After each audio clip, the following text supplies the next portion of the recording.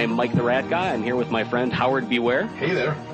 And this is the Contra Code. This is the inaugural episode of our retro video games podcast, where we're going to talk about, the retro games, of course. We're also going to talk about movies, video game news, box art, all kinds of good stuff. So, I don't know, Howard, why don't you tell them about how we came up with the idea for this? Well, me and you often spend a lot of time on the phone, considering we spent most of our life together. I've probably been a good friend of yours for going on 30 years now. I was thinking that, yeah. It's been about 30 years now since we first met, back in, what was it, about first grade, maybe? I think so. I think it was first grade Cub Scouts, something around there. So, one of the first things we did when we started hanging out was, sitting around your little TV with your Nintendo and playing video games. And we've both just played video games our whole life since then. And I don't spend a whole lot of time talking on the phone to people, but you've moved away. You don't live close to me anymore, so I do spend quite a bit of time talking to you on the phone, and we often talk about video games. So we decided one day to get a wild hair up our ass and start,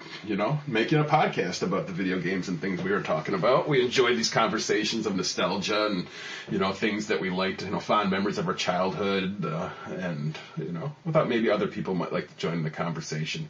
Maybe jump on a message board, have some things to say about it too. So hopefully we're entertaining. Hopefully you enjoy it. Maybe you don't. Maybe you do. If you do, maybe tell a few friends about it. Go on iTunes. Well, the best way you can show us that you're enjoying it is to maybe go on iTunes and leave a little comment saying you like us, and that'll help us be more noticed on iTunes, that sort of thing. We'd much appreciate that. So Now, while I myself am kind of a Facebook rebel, I don't really do a lot of the whole social networking thing because I'm kind of a recluse. You yourself do have a Facebook for us. This is true. Our Facebook page is going to be called The Contra Code, and it's The Contra Code Podcast. There's a couple other pages called The Contra Code on there. If you can look for us, it's a very active page. We just post pictures, things, this and that, have little conversations going on, starting to pick up more and more with new followers every day. So please go on to Facebook and join us on the Contra Code page. Yeah, we're all about nostalgia. The whole purpose of this is basically just to reminisce. We're not just going to review the games, although that will be part of what we do. We also just love just bullshitting about games, just talking about the classic games that we played. We ourselves still play the old classic games. We play modern games too, but we're really big fans of the old, 80s, 90s, and early 2000s stuff. So, we basically just want to get everybody just talking about this and just really enjoying just the good old days of, past video games. And aside from talking about it too, we are also going to be playing these games. Part of the theme of the show is every week we are going to choose a new game. Actually, we have a machine we found at a rummage sale. It's called the Game Selector 9000. The Game Selector 5200. It's awesome. Is it the 52? I don't remember. It's whatever, the serial number was scraped off the thing. It's this big hunk of junk, but you know what? You pull the lever, and all of a sudden it tells you to play a game, and that's what you play. So, and we are morally obligated to play the game that it chooses for us. We have no choice. We do. We have no choice. It's almost like we're stuck on the satellite of love. We must obey. Yeah, exactly. We used all the spare parts to make that stupid Game Selector for us. Why? I'm not really sure, but that's the bed we have to sleep in. And the thing breaks down like every week, so we keep throwing new parts in the damn thing, and it keeps chugging along. But sometimes you got to kick it in the ass. This week, it selected Mega Man for us. So the very first Mega Man, the original 1987 Mega Man for the Nintendo. We will be playing Mega Man. Well, we did play Mega Man. We spent the time. I don't know. How did you do? I played through the game. I beat the game.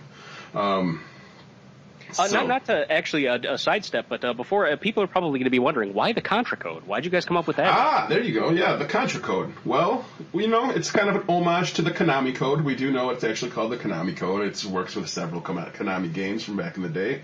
The good old up, up, down, down, left, right, BA start, and that's if you have no friends. Otherwise, it would be up, up, down, down, left, right, BA select start, and then two of you get 30 lives instead of 3 lives to play these impossible fucking games that you could never beat with 3 lives. That's so sad to say that if they have no friends. It's entirely possible that they just have friends, but then, the friends are away, maybe their friends are sick. They just want to play Contra just to have some good old fun. Don't have friends. That's probably true. Okay. But so it's kind of an homage to that. We're not Konami. We're that's a brand. We have nothing a brand loyal name. So we decided to pay homage to it. And the first game we discovered that code with is Contra. I believe it was Galaga was the first game. It was Gradius actually. You're right. Gradius. Yeah. Pretty much. Yeah, the same essentially. Same type of game. Space. Oh, you're right. I was thinking Gradius. You were close. You were very close. Life Force would be the other. Exactly. Yeah. It was indeed. Yeah, but of course, yeah, for us, it was always Contra. I mean, for us, Contra was one of the first, like, kind of like omnipresent games that every kid played, knew about, talked about, and it was big news on the playground when we discovered that you could have 30 lives in that game, because it was at that time. Yeah, it was a tricky game, and, you know, we used that code, and we got to know the code, and now the code is everywhere. So and everybody knows the code. So there you go. That's just an easy way to say, you know, we're retro gaming, here's the code. You know what we're all about. So exactly. We had to name it something, and big pile of shit was taken. So surprisingly, a lot of people took that name. that one's all over the place. It's in the media. I just shook my head. I Googled it everywhere. I was like, man, it's taken. But a big pile of shit. You get some unsettling imagery. I mean, it's just a very common phrase. We were surprised to find that out. All right, so. There you go. There you have it. That's why we're the Contra Code. That's who we are. That's what we're about. Yeah, normally we would have a news segment. I'm not sure. We've been looking up to see if there's anything really new and going. Yeah. You know, not just retro news, but I mean, every now and then there's video game news that's just really big in the industry, and we'll want to highlight that. You know, and sure. At the moment, I'm not really sure if there's a whole lot going on. Yeah, anything newsworthy.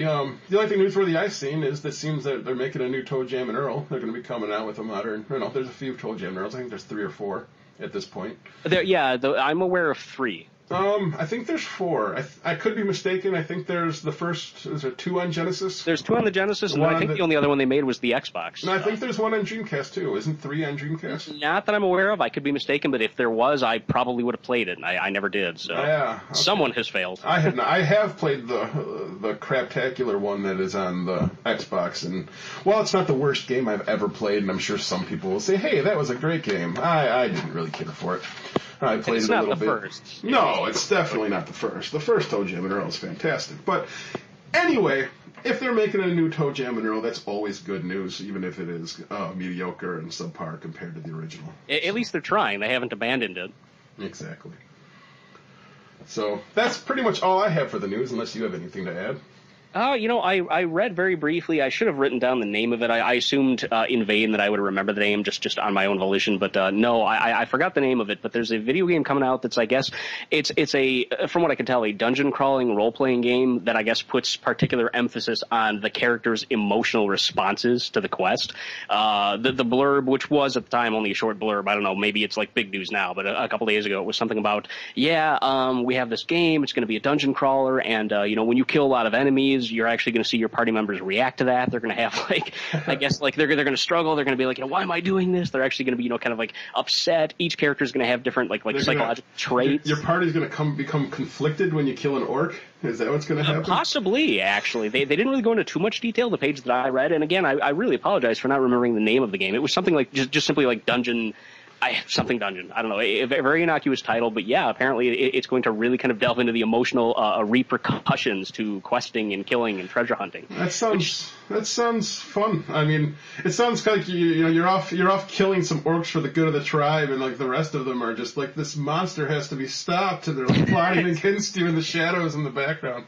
It's like I Am Legend, the video game, for any of those who actually know the real story of I Am Legend and didn't just see the Will Smith version, which, to be fair, was actually, I thought it was decent, but whatever. Was decent enough.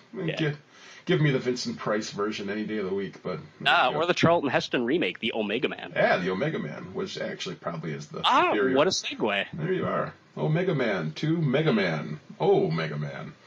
All right, what we done. So, Mega Man, 1987, released in the U.S. in 1987. Was it released? I think it was still that year in Japan, wasn't it?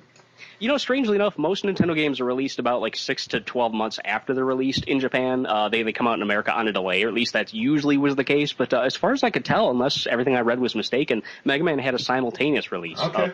December of 1987 for both America and the USA. Sure. But, apparently, according to all the stuff I saw, it was a 1987 game through and through. Huh, okay. Well, what else was going on in 1987? What fond memories do you have of 1987? Let's paint a picture. Let's get a little mood setting in here, where we're down by our crappy little 13-inch TV. We have our NES hooked up to it. We're ready to pop in Mega Man for the evening. But, what movies were you watching at that time? What TV shows were you watching? I don't know whether to credit or shake my head at my poor, well-meaning parents, but in 1987, I watched what wound up being one of my favorite movies of all time, which was RoboCop. There you go. Yeah, that movie was, I cannot recommend it enough. I love it passionately. I think it's ingenious. I own a copy on Blu-ray myself. Absolutely.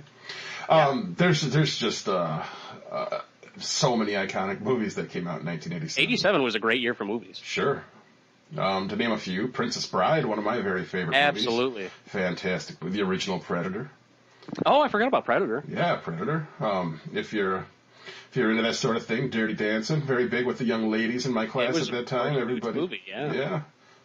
The Running Man, another Schwarzenegger flick, came out that year. I've forgotten that. Another favorite. My God, he was in 2 big movies in 87. Oh, he's probably in like 19 big movies in 19. That guy's put out 2 big movies every year since he first came to this damn country. Pretty much. Spaceballs. Spaceballs was 1987. Was it really? I saw that in the theater. Forgot. I did too. How many of these have you seen in the theater? I saw Princess Bride in the theater.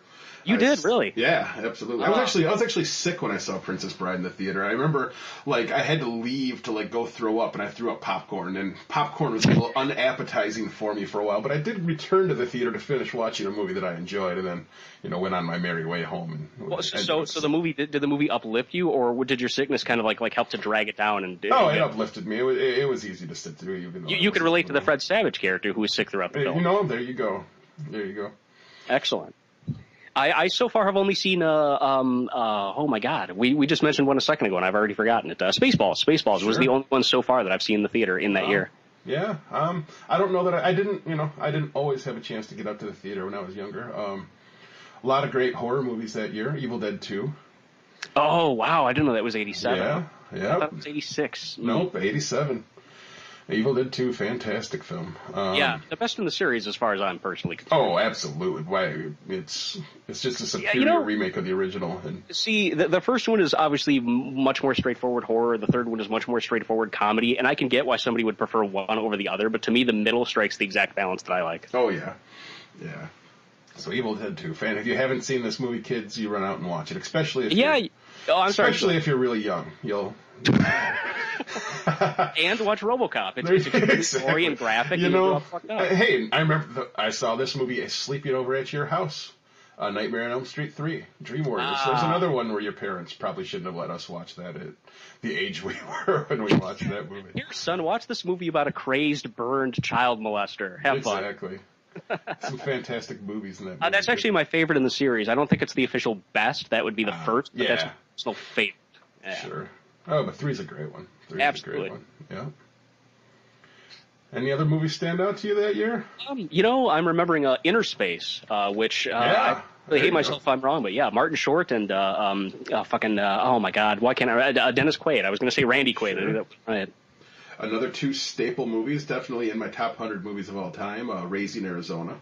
Oh, of course, yeah. That's a fantastic one. Planes, Trains, and Automobiles. That's another one that... I'm old. If you have not seen Planes, Trains, and Automobiles, folks, do yourself a favor. Definitely fucking see that fucking movie, or you're fucked.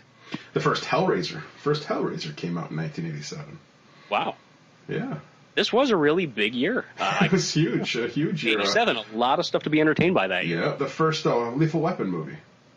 It was, that's right. Lethal Weapon, if I don't want to dwell on movies too much and have people get pissed off, but really quick, Lethal Weapon I think was one of the top movies that year, but the top movie of 87, unless I'm mistaken, sadly enough, was 3 Men and a Baby. 3 Men and a Baby. That was huge. That was like a phenomenon. Everybody saw it. It legitimately was, yeah.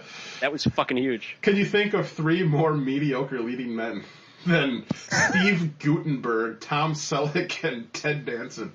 Wow, and directed by Spock. Know that. Leonard Nimoy directed that? He did. I did not know that. So on paper, that actually existed, and somebody said, "You know what? We're doing this. This is a thing," and people flocked. And while there's many other noteworthy movies that year, go Google them for yourself. I just throw one more out there: The Lost Boys. Fantastic. Oh God, see, it keeps on going. Movie. 87 was just a damn good year. Yeah, and we didn't mention half the definitely excellent, if not watchable, movies from that year. So yeah, moving on. Well, so in 87, I wasn't actually playing the original Mega Man. I didn't experience that until later. Did you catch the first game right away? I did not catch the first game right away. That was actually later. I've probably played Mega Man 2 or 3 before I had played Mega Man 1. Yeah, around the same time with me, Mega Man 2, and I don't know. Here's the thing. I'll discuss this in more detail later, but the art director of the original Mega Man, he said that the American box art, which we should discuss here momentarily, he said that the American box art was so terrible that he believes that some of the game's poor performance in America was due to that. You know, if I'm in the store and I see that box, it's ridiculous looking. There might be something to that. I mean, it's famous, it's cliche. People have said this before, but it bears repeating. I like ad infinitum. I mean, when you look at that box, that's legitimately just one of the ugliest, worst boxes in the history of anything ever conceived by human hands. It's just terrible. It's like a stenciled. You know, if you don't have it up on your screen right now, folks, you know, actually Google it while we're describing it to you, so you can see how bad it is. I mean, it's literally just like a stenciled middle-aged man who's holding a pistol and riding around on like Pac-Man pellets or some shit while like explosions go off in the background or something. I don't know. I can't even explain it. It's not Mega Man. I know that much. Yeah, it loosely looks like Mega Man. I mean, it's the cassette tape music from and inspired by version of Mega Man. It's inspired. It's I don't know. Like somebody briefly described Mega Man over the phone and left out a lot of details, and then somebody drew up a picture of it. I actually think you might in fact be entirely accurate. I've tried to find this again. I kind of failed here. I not too long ago found an article supposedly by that artist who in fact said just that. He said, "Look, you know, like I'm sorry that you hate me and wish that I were dead, but yeah, like I just got kind of like a vague description of this game. I did what I could, and shit, man, I tried." Hey, what can you do? You know, yeah. I mean, honestly, in hindsight, it leads to one of the more entertaining box covers to look back at. I enjoy it. It's so goofy. Yeah, it's pretty much is everything 80s. It's as bad as everything from the 80s, which in my opinion is good. So it is. It's bad good. Much to the chagrin of Akira Kitamura. So. Yeah, just not a very good cover. I mean, back in those days, there were a lot of bad Nintendo covers, but I don't know how well you remember this. You probably remember this as well as anybody, but back in the day, Nintendo launched their system with just like tons of first-party games, and they all had a very unified, specific type of box cover. You remember the old days, like the very pixelated box art with the Nintendo logo down in the corner that said stuff like Action Series, Sports Series, Sure. Shit like that, yeah. And it wasn't too long after that, Nintendo got really big in America in like 86, 87, and they started releasing, third-party games started coming out with their own individual distinct covers. So at the time, there wasn't a lot of variety, a lot of, people, doing their own artwork. It was mostly Nintendo-styled stuff on the shelves. But Capcom, they were one of the first really big Nintendo people. And that was one of their first big Nintendo games. Well, that was one of their first console games ever, wasn't it? Yeah, it might have even been the first. Yeah, it was definitely one of the first. Capcom was pretty strictly arcade machines definitely. At that point, yeah. Yeah, they did stuff like the Ghosts and Goblins / Ghouls and Ghosts, which of course, did go on to consoles, but that was kind of like their mainstay was the arcade games, yeah. Sure. So they took a gamble, and I don't know, Bad Art Legend was born. It did not sell as well, but you know what? As everybody knows, Mega Man became to be one of the iconic Nintendo games and most revered Nintendo games. People have a warm place in their fuzzy little hearts for the guy who is known as what in Japan? Rockman. Rockman. Yeah. Yes. For rock and roll. Rokumen.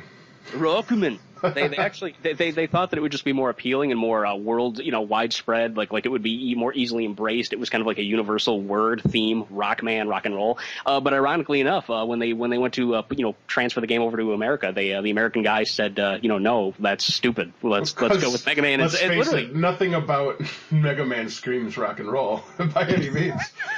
This is probably his argument. Which fair enough. I don't really get a lot of rock and roll from the first Mega Man game, so Yeah, so Mega Man was born, and he's also affectionately known as the Blue Bomber. I can't say that I've ever called him that myself, but that's a thing. The Blue Bomber, okay. Yeah, he bombs and he's blue. If he was a WWE character, perhaps he could be the Blue Bomber. Yeah, not to be confused with the Blue Blazer. Yeah, It should be noted that we're big fans of wrestling. Yeah, we love that wrestling. Wrestling, good old wrestling. The wrestling of the 80s, that is. We don't really watch anymore. Oh, yeah, the modern wrestling sucks Terrible. So hard, yeah. Exactly. But we're still a fan of the actual, quote, sport. Exactly. Yeah. So that's going to pop up. But yeah, Mega Man, the Blue Bomber, 1987. That was his big year. All right, let's talk about some gameplay a bit.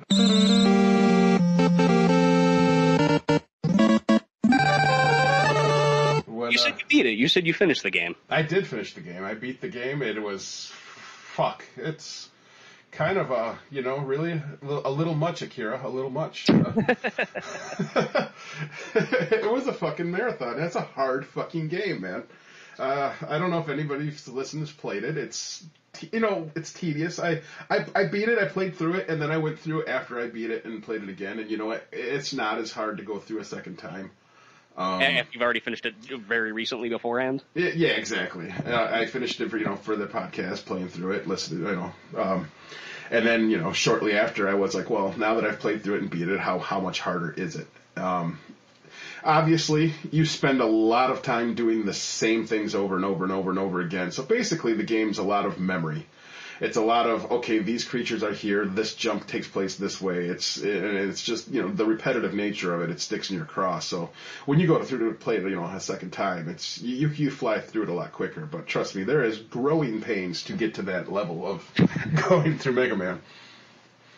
I don't even have to trust you because I have my own experiences that I'm guessing are probably, to my surprise, and perhaps yours as well, are going to be a little bit more negative, I think, than yours will. Okay. Yeah. I guess the first thing we should talk about is how long. Do you know about how long you put into the game before you were able to finish it? Collectively, I put hours, man. I put a few hours into that game. Definitely. I will conservatively say 5 hours. Okay, that's about where I was at. Yeah. Definitely.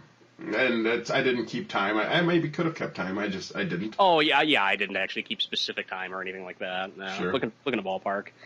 Yeah, it might irritate you. I know it irritates me that a few months ago I saw a long play on YouTube. There's Let's Plays and there's long plays. I myself am not a fan of the Let's Plays.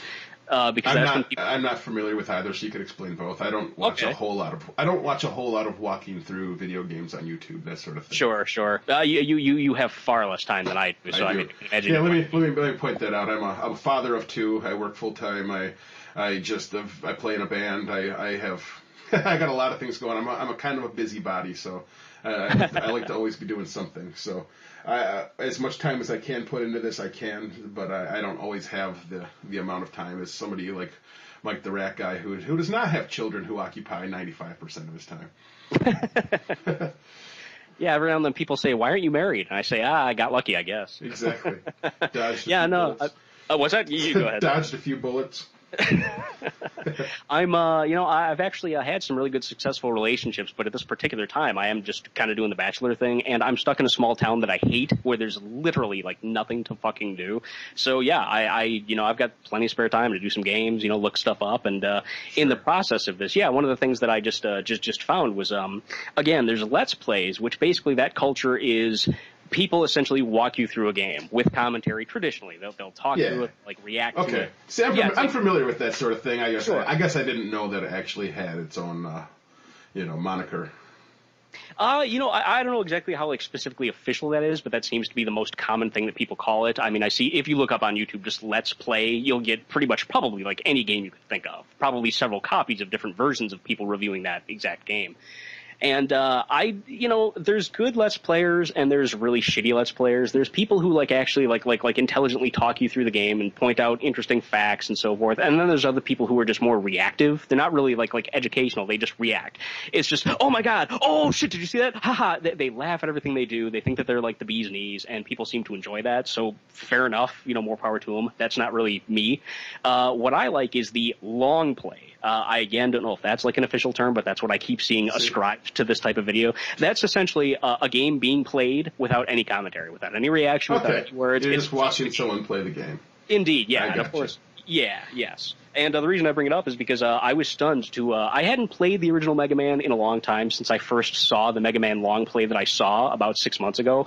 So I'd remember that it was tough, but I didn't remember how tough. But when I watched this video, I was a little bit misled because this fucker went through the first Mega Man like without taking a hit for I think the first maybe even all the way to Dr. Wily's castle. He went through the entire game in 22 minutes. Yeah, then you know what? That wasn't. He didn't. Oh, that wasn't his first time picking it up. He didn't record that on take one, I guarantee you. No, God, no. But just the knowledge that can be done is so, depressing when you think, well, okay, I'm looking at my watch and the day's already fucking half over for me and I'm still on, stage 4. Right, I'm still fighting, trying to get through those jumps on Guts Man. Those conveyor things? Oh, we'll talk about those. Oh, my God. Well, I guess let's break the game down. Even before we do, I guess gameplay. Let's talk about the gameplay. I think the controls feel good. I think his jump is excellent. I kind of wish you could duck with Mega Man. You can't really duck.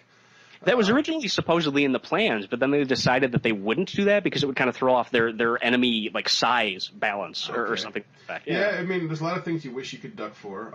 Yeah. It's the jumping's good, the response is good, the shooting's good, the way the controller, I don't know, everything with the way my eye-hand coordination works and the response from the controllers and the way my character moves around was fantastic for me, actually, especially for a game back then. A lot of games were not that fluid, so I don't have anything negative to say about the actual feeling of the gameplay, the way that it worked out.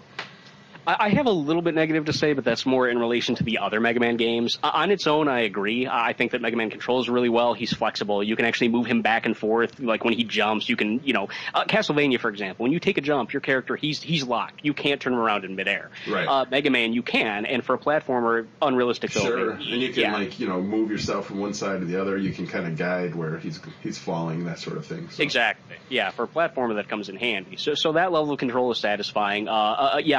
The effect of his gun, his standard, Mega Buster, it's called. Sure. That really feels good. The actual, getting the character around does in fact feel good. However, I noticed that he has, unless I'm mistaken, it's been a while since I played Mega Man 2 or 3, but he seems to slide a little bit when he jumps and lands. I've noticed. Yeah. You noticed that too? On a couple levels, yeah, especially Iceman's level. I expected that in Iceman. Seems like it would, yeah.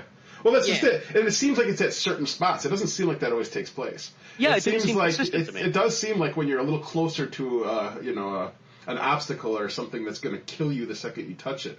It seems like you're more inclined to slide, or maybe that's just how you feel because you're about to die. But I'm guessing that actually does happen. I don't know. Possibly. Yeah, he's got a little bit of a slide, which, again, exactly as you just described. I mean, it feels a little bit inconsistent to me. I can't seem to replicate it all the time, and it does seem to pop up when I don't want it. That and the fact that, again, maybe this is just me, placebo effect, but it feels as if on those conveyor belts, is a good example, it seems like sometimes Mega Man drops with more gravity. Like if he falls off of a platform in one stage, it almost feels like he falls off the platform more quickly in another. I noticed that in we'll get to the specifics of the stage later, but in in Dr. Wily's Castle, there's a level where you're jumping around on the floating platforms that shoot pellets at you, and, there's a spike bed beneath you, and it seems like I just fell so much more quickly, just like a dead lead weight in that stage than I ever did in any of the other stages before that. Which stage did you play first? As far as like right off the bat, like when you did you select when I was to play first, the first stage that I looked at was Cutman. I was like, okay, I'm gonna do Cutman, and then I did not get through Cutman, and then I was like, you know what, I'm gonna try a different one. I was just getting the feel for the game, and then I ended up going out to Bomb Man stage, and Bomb Man's the first stage I actually played through and beat. Oh, okay. So I went from right through Bomb Man.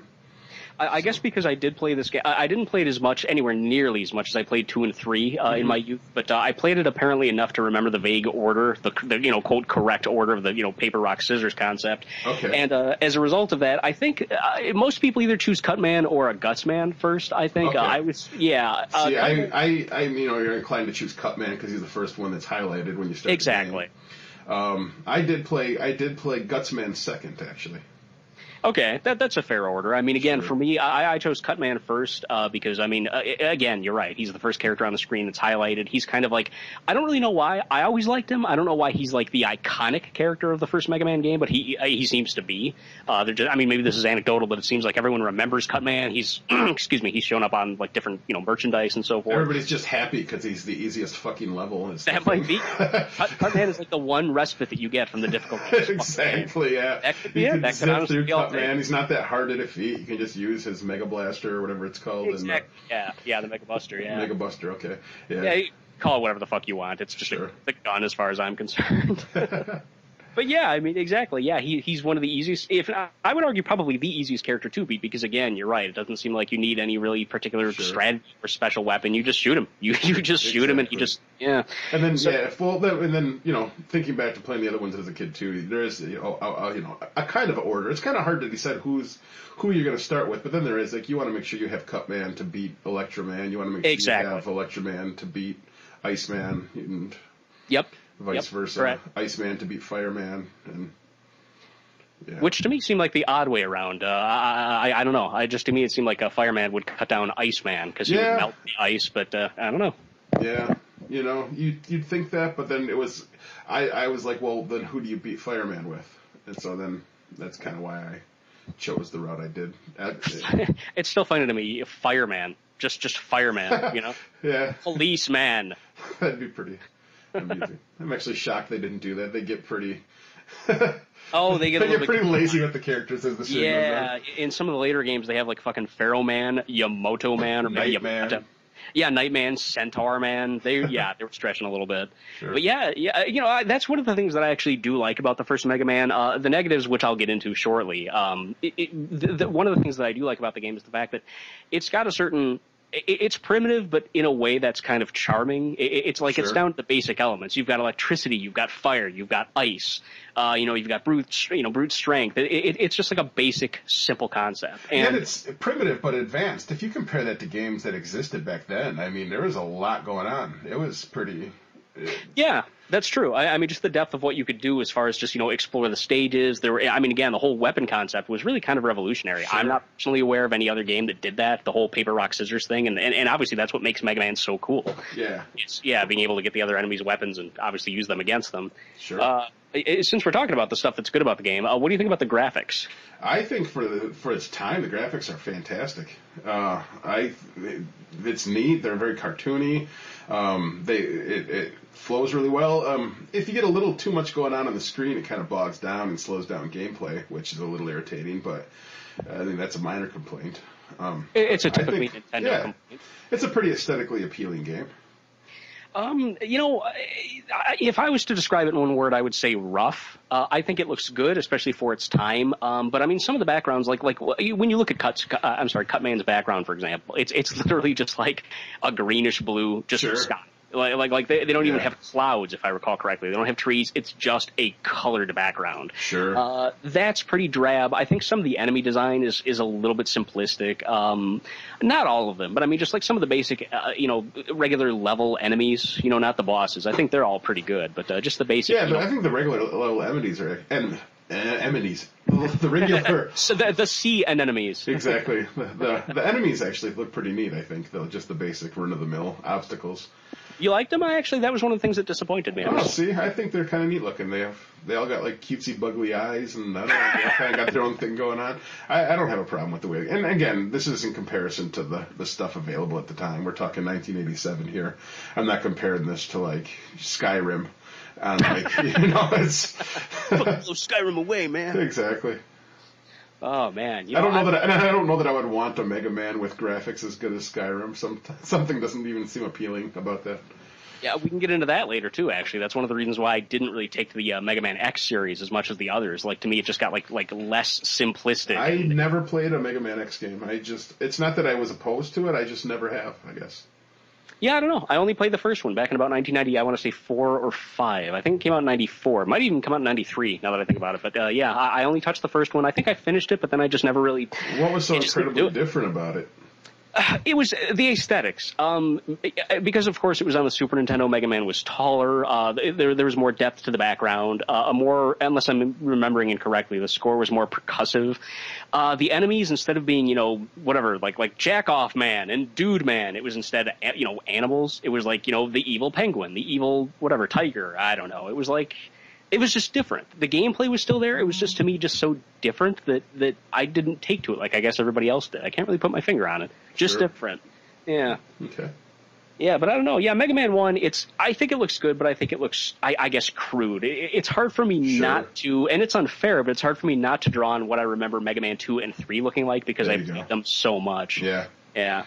I suppose in contrast to those, it's definitely a little crude, but you would expect it to be, I guess. Yeah, exactly. You'd expect it. I mean, Super Mario Brothers is not as good looking as Super Mario Brothers 3. I mean, sure, absolutely. And in addition, I mean, the original Mega Man had a team of like 5 or 6 people making the game. I mean, they just like really kind of struggled to to put this game out, and they didn't have teams. They just had people just like doing double duty, triple duty. Unless I'm mistaken, the guy's name, KJ Inafune.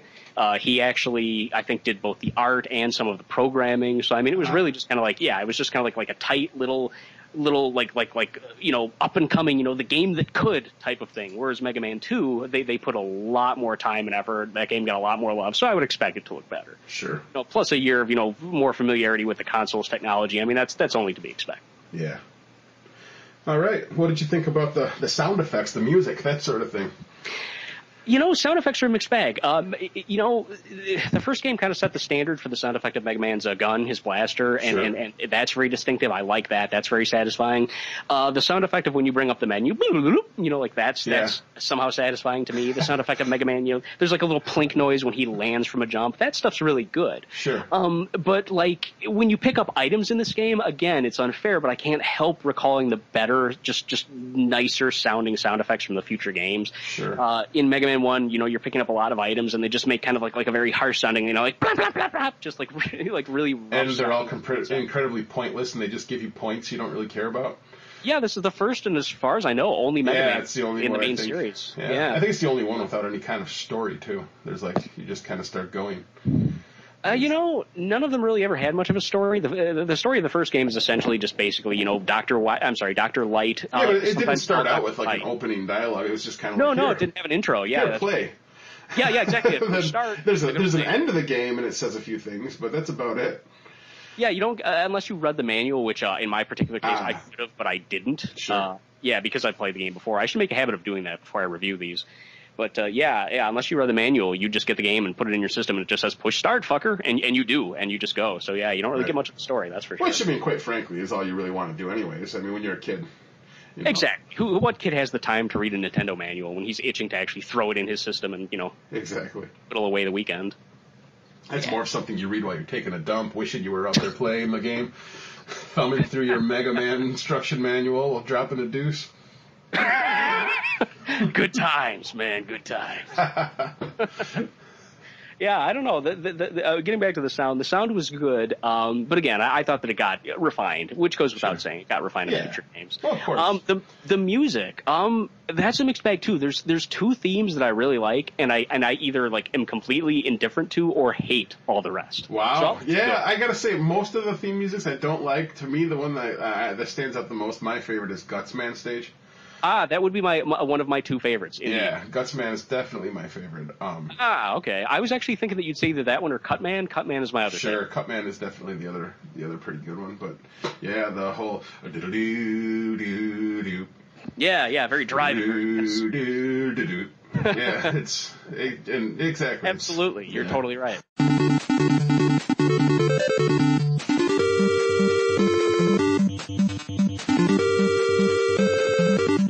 I was like humming that the other day while I was cooking my son's dinner. I'm just like flipping his eggs. So if you know, it gets stuck in your head like that, it's a catchy tune. So those little earwigs, yeah, you listen to enough of a hook to where it just gets in there and you can't forget it the rest of the time. Exactly. Yeah. Gutsman was really good. As a whole, Gutsman is an example of stage design graphics that I really do like. I think Gutsman stage is a good example of how the subsequent games became more like. Whereas again, in Gutsman stage, it's pretty much just like. You know, with the Cutman, what does his stage have anything to do with scissors or cutting or anything? There's like every now and then there's like two like dispensers that throw out like little Pac-Man scissors at you. You remember those? I do. Yeah. And it's like, whatever, you can walk right past them, they're stupid. It's like some arbitrary thing to kind of say, this is the Cutman stage. Whereas Gutsman stage, it looks, I mean, it's proper. The character is a bulldozer robot. He's strong. He's all about, whatever, like breaking rocks and shit. His stage looks that way. His music somehow, like, I don't know, just kind of feels to fit that stage. So I think, that's a good example of a good Nintendo tune. Yeah, the mint green bricks on Cutman stage. Yeah. Mint green bricks, and like bright magenta, like sticky monsters, kind of like mint green, gray, and like teal. It's very teal. And normally I like teal, but maybe not in such horrendous abundance. Sure. See, I mean, Mega Man's like you could see signs of what would make the series really good. Like there was obvious like goodness in the first Mega Man game, but there was also just it had rough edges, Sure. Yeah. Yeah, so I don't know. Let's go through the stages. So Gutsman you liked, and Cutman were... Yeah, Gutsman was that was kind of a maddening stage, man. I had a rough time getting like the timing down for those jumps at first. I fell down those little platform jumps, the ones with the little chute that just drops and you have to keep jumping as it goes. Yeah, I spent some time there for a minute.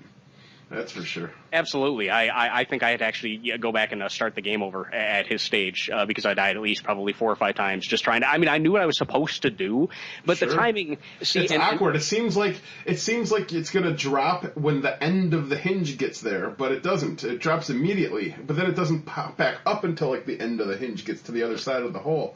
Exactly. So it's like it's just awkward timing visually.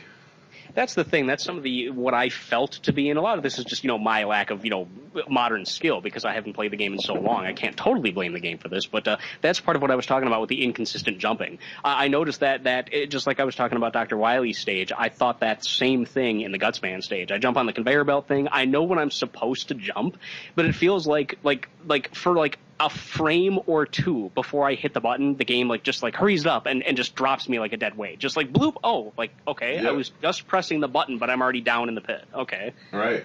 Yeah. And then you get through it, and then it's like the most exciting moment of the evening, and you're just like, fuck yeah, and then you die immediately, and then you start back over, do-do-do-do-do. You're like, fuck you. It's just like, really? At the very least, in that stage, you get to hear the good music every time you start back over. So that balms the blow a little bit, I guess. Yeah. I mean, all in all, let's just say this game's relentless. I mean, every time if you walk 2 steps forward and take a step back, an enemy will reappear out of the blue. Now, that being said, so does life. If there's a life pellet laying there or a free guy laying there, that thing, you walk off screen and walk back on, that'll be back there too. So you can exploit those things, but then you're jumping through all the fucking enemies that just reappeared to get to those things. So it's kind of do I have the pattern down enough to go and exploit that, or am I just going to go past it? 9 times out of 10, I just go right past that stuff. And you've talked about memorization and patterns, and I think that's exactly right. If I had any one, and I do, if I was to crystallize my complaints about the first Mega Man game, it would be that the game is, honestly, I think they called it Mega Man because the term fucking precise as fucking jumping platforms every fucking minute for 4 straight hours would not fit on the cover of the game box. Sure. Because that's what Mega Man is. The first Mega Man game, people forget, there's this legend that the game is difficult, which it is. Some people don't think so, and fair enough, they're better players than I am, but I mean, some people think... Those people that think it wasn't difficult are full of shit. It was hard as fuck the first, 9 times they tried to go through the shit, and then they memorized it and got it down. Now that I've beat it and I went through it all, I can cruise through it pretty fast myself. But don't act like you got that right the first time, buddy. Sorry. Yeah, I mean, the game has the reputation that it does for good reason. It's not just difficult because it's, quote, challenging. It's difficult because it's mercilessly It's relentless as fuck. Yeah, I mean, I'll give you an example of, okay, here's how a game could be hard. It's hard because, the enemy has a lot of health, the enemy has patterns that are difficult to interpret, whatever. The enemy takes off a lot of energy. Yeah, that's just it. Mega Man has all of the above. Mega Man has that stuff, and they also have in this first game, inconsistencies. The biggest. The perfect example I can give you is Elecman stage. The fucking first thing you do in Elecman stage is, if you don't have the Cutman weapon, you're fucked. You have 4 platforms above you. Again, this is the first screen. You have 4 platforms above you, and they're all perfectly flush. The edges of each platform are completely in line with one another. So you have to do that old, irritating Nintendo game platforming maneuver of getting as close to the edge of the platform as you can, jumping outward, and then pulling yourself back in to get on top of the platform above you. Exactly. And you have those things going back and forth that are knocking into you, and you can either, waste Cutman's weapon getting rid of them, or bombs, I guess, if you throw them good enough. I never even tried that. Bombs. Yeah, I was using bombs on that because I didn't want to waste Cutman's weapon in case I really needed it for the end of the level. But that's the kind of shit that is full. I was getting legitimately frustrated to the point of thinking, I just don't like this game, because there were so many. I mean, seriously, there were so many examples of that kind of shit where it's excuse me, rather than having fun and exploring and every old classic Nintendo game has some level of memorization and experimentation. I'm not complaining that I died. What I got upset about is I kept dying because I didn't make exactly the right precise jump, and then when I finally did, oh shit, here comes a flying bird and knocked me back into the pit. Sure. Or knocked you back into the pit, and then you fell and didn't catch on something, so then you fell down to the next level, then you fell down to the next level. Yeah, you're 4 screens down. Which, speaking of this, let's get on to some of the inconsistencies here. You fall down a pit and you just start falling down levels sometimes. sometimes you just fucking die. So it's like, okay, how do I know where I'm supposed to jump down and just trust that that's a place that I jump down? Or if I jump down that pit, boom, I'm dead. Oh, are you saying, for example, how some stages will have you in an elevated position, like on like platforms in the cloud, and if you fall off of those, you don't know whether or not you're going to go to the level below? Or if you're just going to go down, a pit to nowhere and you're dead and there goes a Sure. Yeah, sure. I gotcha. Or spikes, Yeah. Spikes in this game, man. Just everything else you can touch and it shaves off a tiny bit of energy and you're invincible for a second until you recover and you have a minute to recuperate yourself. You touch a spike, you're dead immediately, no matter how much energy you have, which is fine, but then it's like, well, why isn't the rest of the game like that? I mean, what the I suppose if I fell off a cliff under a bunch of spikes, I could be presumed dead, but it seems just a little inconsistent, I guess. But you're mega. That shouldn't... I suppose, yeah, you got your mega outfit on. This should be able to withstand a little bit of, stubbing your toe on a spike. You just explode. That's what I love about the old classic Nintendo retro tropes, is that your characters in any given game can take such a mauling, such a beating, get shot and survive, but if they touch something prickly, oh, they're done.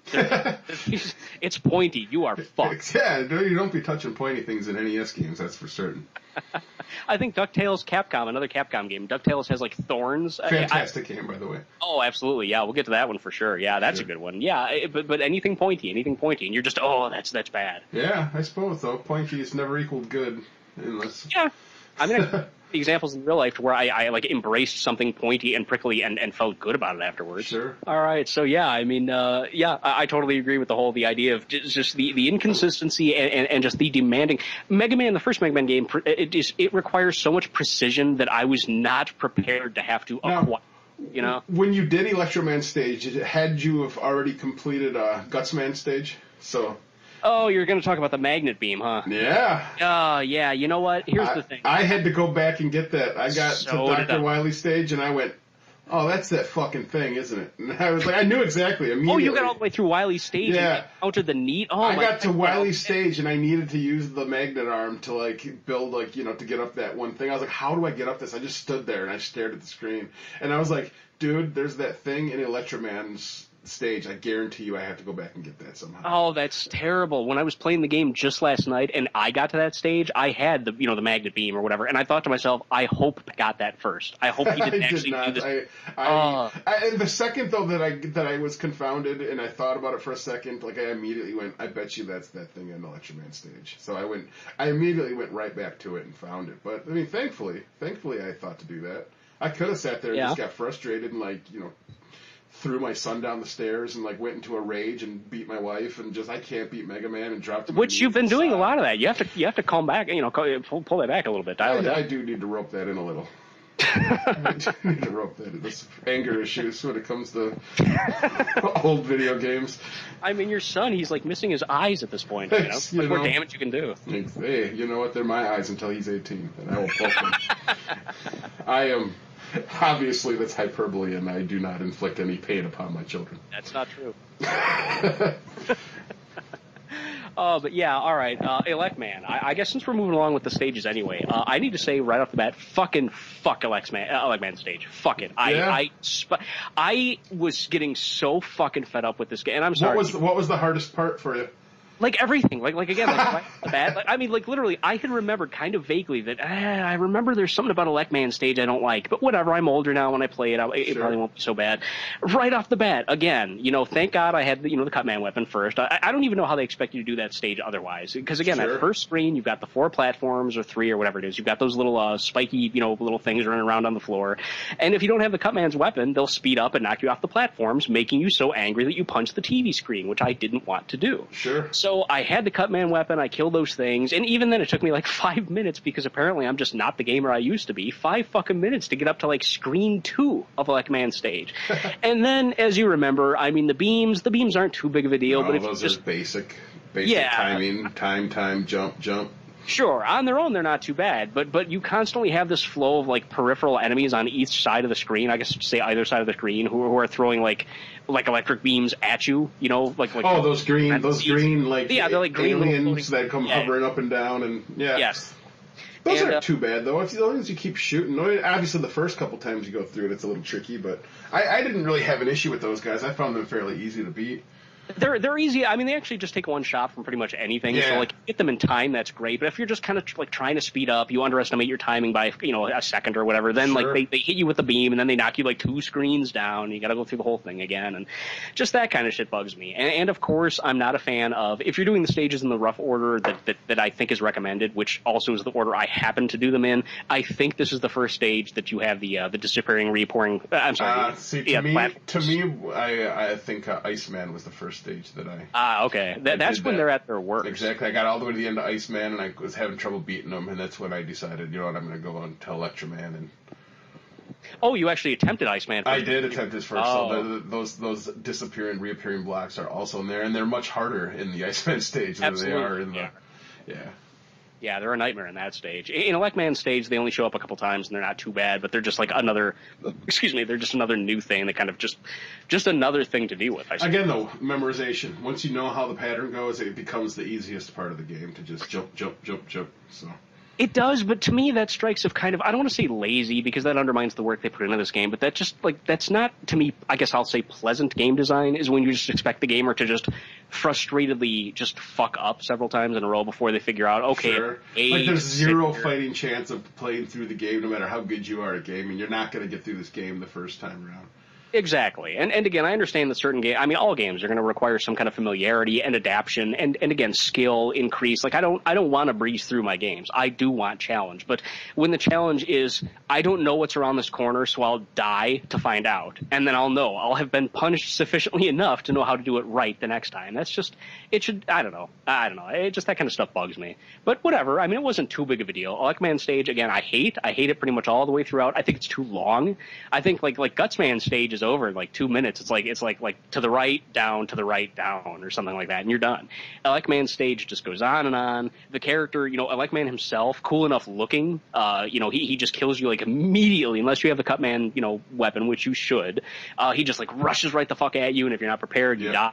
I didn't because I knew about the Cutman weapon, but I mean at the same time, it's like that stage is all about. My point is, it's all about aggression. That stage is all about like fucking like punishing the player. In my opinion. I don't know. I'll be honest with you. I did not have as much animosity towards this stage as you did. I was a little frustrated that I had to go back through it to get the magnet arm that I just overpassed. I don't know why I didn't even think of it. I had not used Gutsman's ability through the whole game, so I guess, never do. There's no reason. No, until you get to there to move those blocks to go get that weapon. So I just didn't think to use it. So I was like, how do I even get that? Is that whatever? And I just went past it. It didn't look. It looked odd because it didn't look like any other object I'd seen very around suspicious. Before. Exactly. I mean, it does. It looks like an arm attachment, I suppose, in hindsight. But I just ignored it. I was like, every other frickin' blue pellet in here is points. So I was like, I'm not going to break my neck trying to go get that thing for like 1,000 points that I could care less about. So that was kind of my logic as I was overlooking that piece. And then, kind of wished I hadn't when I'm on Dr. Wily's stage needing that piece to go any further through the now fortunately I didn't get again I did have the beam by the time I went through Wily's stage, which made me realize again, hoping that you had done the same. But when I first got to when I first started unlocking the other not unlocking, but when I first started beating the other enemies, it was about like I don't know 5 enemies in to where I started realizing, oh shit, before I forget, I do in fact need to go back and get that Gutsman thing, the bag. Yeah, so I didn't get as far, but I also did not complete Gutsman first, so I didn't get that on my first try either. Which for me especially was really shitty because I've already gone through how much I hate Elecman stage to begin with. So that was a real joy. Yeah, going through it twice for fucking the most arbitrary purposes in the world. And just it's like 2/3 of the way through the level. I mean, it is. Yeah, it's most of the way through. Yeah, and at least halfway. Yeah. To make it even worse is Elecman's weapon will also get rid of those same blocks. You don't even need Gutsman's stupid fucking ability. You can actually tear down those special grippable throwable blocks. You can blow those away with the Elecman's electric ray or whatever. Okay. But of course you don't have it until you've already gone through the stage once. So no matter what, you have to go through that stage twice. See, I didn't even know that. Yeah, I found that out by accident, actually. I don't know if I ever knew that before last night. I just happened to be zapping stuff, and the blocks disappeared, and it was like, oh, okay, well, Gutsman is completely pointless. I know. Cool looking. Just cool name. Yeah, Gutsman, the guts. Yeah, he comes back in a big way in the second game, which, if you don't remember that, I won't spoil it for you. Sure, don't. I have vague memories. That's the first one I've probably played, but I did not play a whole lot of it. I think 3 with you on New Year's that one day. Yeah, was we like, played a lot of 3, definitely. We played definitely a lot of 3, which is a very fun game. Absolutely, yeah. That one, I look forward to when we can do that episode, and we can get away from the from the relentless, precise, exacting crap that is this first Mega Man game. I won't go that far. I actually quite enjoyed the first Mega Man. All right, well, Iceman stage, since we're talking about relentless crap. All right. Iceman stage, there we go. Iceman stage. Now we're talking about shitty, irritating. The music. The music is very, very obnoxious and irritating. Sure. And then the worst thing is figuring out the patterns. This first place I encountered those disappearing, reappearing blocks that you need to come up with a pattern for. And it's all about timing and jumping with that one. You have to figure out the pattern, then you have to do the timing and jumping and realize I need to be jumping towards blocks before they're even there. And there's one of those creatures at the bottom you can't shoot. So it just keeps going underneath your feet back and forth. I mean, I kept blowing him up with bombs, but even that got a little frustrating because he'll be going really slow and then all of a sudden zip to the other side of the screen, like just out of the blue. So you got to time your bombs just right, and even if you time them just right, most of the time it's just luck of when it ignites and when the thing's going by it. So. Yeah, I mean, that's really kind of the most difficult way of dealing with those things is with the bombs. I mean, again, I didn't know you could destroy them with the bombs. It's helpful to know that, but yeah, I can only imagine because those things scoot faster towards you when they are going in your direction. Sure. Actually, no, I'm sorry. It's not even that. I think they go faster just when you're touching their plane. I think if you're on the same level. Yeah. So yeah, I mean, I can only imagine how frustrating it would be to actually deal with those platforms and also be throwing bombs. I fucking cheated. I used that magnet beam thing, and I just said, fuck this. I just zapped my way. See, I didn't have that. Man, I couldn't have used it. Which, you know what, though? I got the pattern down to a point because I did a lot of dying on this level, like every level, and except for Cutman. Cutman's level is pretty. He's easy. like the deceit. I don't think I died once on Cutman's level at all. But yeah, so I got the pattern down to a point where I actually didn't even need to kill that thing. I could just jump, and I got through those jumps pretty quickly, actually. Oh, okay. Well, after a while, it took me a minute, but it took me dying like 10 times to do it. But were you frustrated when you jumped down after the first row of those things, or first volley of those platforms before you saw that they show up again? Like immediately in the very next screen. Yeah. Yeah, and more so. In fact, if I recall correctly, there's like 2 or 3 more blocks in that. Yeah. Yeah. Oh man, what did you think of Iceman himself? The robot cool. that looks he reminds me of Han Solo from Empire Strikes Back. Oh, I never thought of that. He does. He's like a little tiny baby Han Solo from Han. I thought it was cool. His weapon's a little fucking much when you don't have the electro beam to hit him. I mean, those things just start coming at you in like a stream, and he's jumping, so they're like coming at you like there's no jumping around them. There's no pattern of which you can like not get hit by those. You just need to have a weapon that kills him quicker than his weapon kills you. You know, I may have gotten lucky. It seemed as if I dodged most of those icicles that he shoots at you. If I recall correctly, I think you jump over the first, and then you just have to. I don't know. I guess at this point in time, I don't remember what pattern I used, and it wasn't 100% successful. I did still get whacked a lot, but I had what weapon? I guess the elect beam is what takes him out. So yeah. That definitely makes things faster. That expedites the process. Yeah, and I went and got the elect beam, came back to that level, jumped through all that nonsense again, came through, and took them out fairly quickly and easily once I had the proper weapon to do so. But it took me a minute to figure out which weapon I needed, and you'd think you'd want Fireman's weapon. Yeah, but, exactly. Yeah, I don't know. Iceman I've gone back in time and looked over the various Mega Man games and kind of like come up with like a ranking of which ones I think look coolest, which ones I think look really lame, which ones are inspirational, and not inspirational as far as like they motivate me, but I mean like which ones look inspired. Yes, thank you. And, when you look at the screen of Mega Man, the first one, you see, Cutsman, big old huge Gutsman, Fireman, who's, looks like an Olympic torch or whatever. And then you've got the dude in the Eskimo suit. And it's just... I know, that's like nice parka, buddy. Yeah, he's just a guy. I mean, they're supposed to be like... they're supposed to be robots, and he just, like, out of all the characters in the first game, he just looks like a dude. He's just like a guy in a parka. So I think electronics do not function properly in cold elements, so they needed to put a coat on them. Apparently, yeah. There you go. Maybe if they actually threw that into there, that would make it more acceptable. Yeah, I give him credit for he's the only like blue character on the select screen though. When you go to the character select screen, like every damn robot is pretty much the same color scheme except for him. Sure. Like all the robots are like some combination of black and red and yellow, except for him. So that's kind of cool. Gotcha. But fuck his stage though. I think his stage is commonly considered like one of the worst stages in the game because it is frustrating. You're sliding everywhere. And the music's just this drab, mundane tune. It's relentless. Yeah. It's definitely not as cool as Gutsman's. I dig Gutsman's. we both are a fan of Gutsman. That's funny.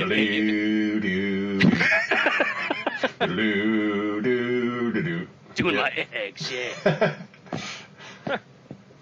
Yeah, I don't know. And then to me, Cutman, I don't know if you even remember Cutman now because you've got Gutsman in your head, but to me, Cutman almost sounds like a Russian, like I don't know. Somehow it conjures up like a Russian ditty. I don't know. Sure. Yeah, I did like Cutman's song too. Does not stick in my craw the way Gutsman did. And how does that go again? So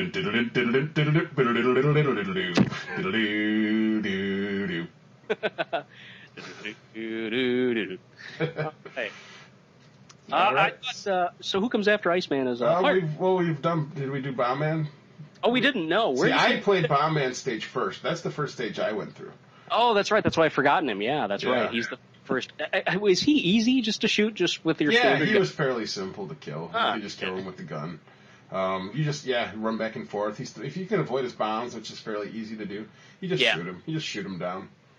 Oh, okay. Gun him down like a dog is what I did. Like the dirty, dumbass dog that there's not really like a counter weapon for him that's like, maybe there is. Maybe there's a weapon that takes him out. I think every character has one. I'm trying to, let me look at my order here. I fought him with, I fought him after Electman, and if I recall correctly, the Electman goes for Iceman, so I don't even know what takes out Bomb Man. Yeah, see, me neither, man. I don't know. I guess that means that I shot him down with just the regular... Fireman? Does Fireman, like, ignite his bomb? Is that what happens? Is that like the correlation? So involved. Oh, you mean like the mentality of why? Yeah, of why he'd be his rival boss. I don't know.